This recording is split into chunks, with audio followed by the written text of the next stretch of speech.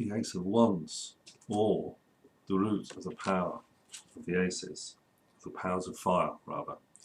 Now, if you've been watching my video on the aces, you'll have known that Aleister Crowley didn't put any divinatory meanings for the cards in that group, and it's all to do with the structure of the aces around the pole star and to the princesses as well. So this whole kind of cosmological structure that goes with the aces. Aces represent space. So as such, there is no divinatory meanings. So this could be a really short video, but let's see what else we can say about it.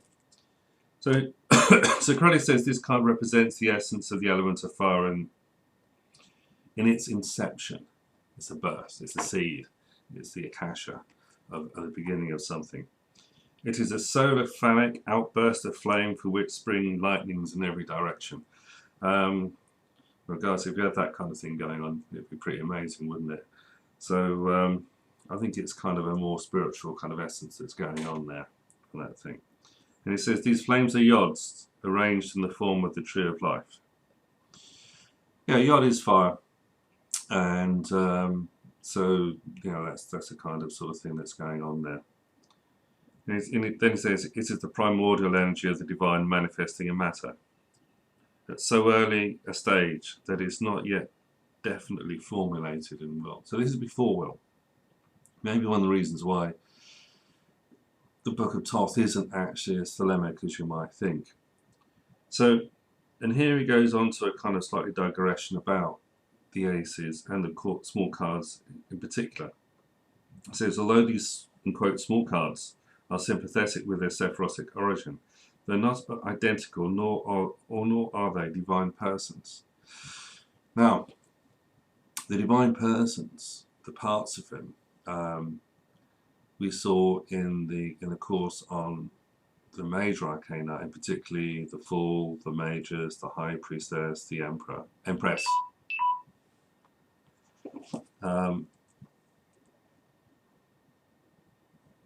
So they and the court cards are also primarily sub-elements, parts of the blind forces under the Demiurge's tetragrammaton. So this is all to do with the structure of the tetragrammaton, the four-letter word of God, Yod Hey Vav Hey, and which appears actually in the beginning of the Fool card.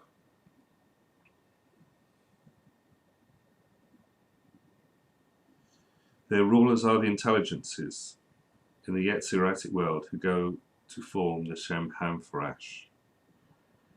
Right. So let's deconstruct that sentence. The Shem Hampharash is the 72-lettered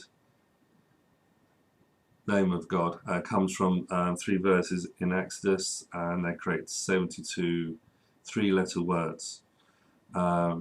Now 72 is significant because that is the number. It's 5 times 72 is 360, so it represents the circumference of the circle. Now, in minor cards, the 2s to 10s, they're related to decanates, and each decanate is of 10 degrees, and each decanate can be subdivided into 5 degrees. So each of the 10 degrees of the minor arcana, not the aces, can be associated with 2 of the 72 names. Now, in practice, what this actually means is that they're actually related to the goetic spirits. And they have this thing with the night and the day thing where you go from 1 to 36, and then you do, so each of the 1 to 36 is associated with the 36 decanates, and then you go back to the 37th, and that starts at the 2 of wands again and goes through to 72, if that makes sense. So there's 2 goetic spirits associated with each of the minor arcana, which I'm not going to go into in this one as such, but they do exist.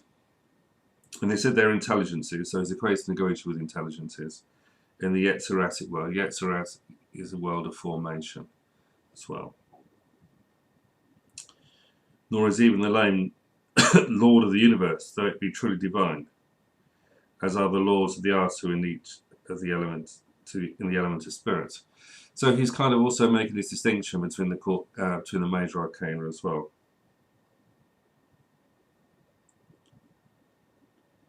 So now,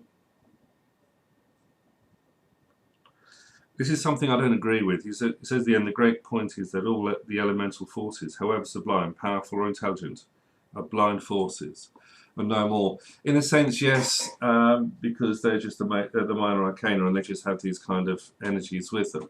But when you add in the Goetia, who are really the Jinn, then in magical operations, then you have something entirely different going on. I mean, Crowley's representing a view of these spirits that still holds in many magicians' minds, but in my experience isn't true.